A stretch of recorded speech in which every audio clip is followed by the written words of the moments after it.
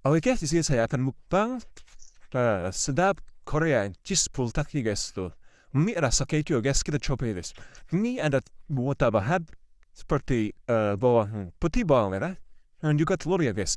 Digoreng pakai minyak kita ya. Bismillahirrahmanirrahim. Kita makan. Mantap ya guys. Mie rasa keju guys.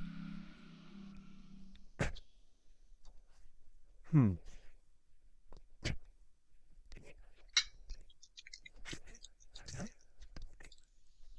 Benar rasa kejunya guys.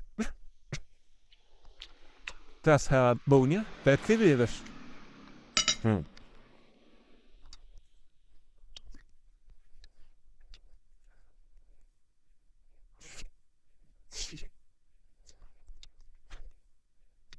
Hmm. Mantap guys. Enak.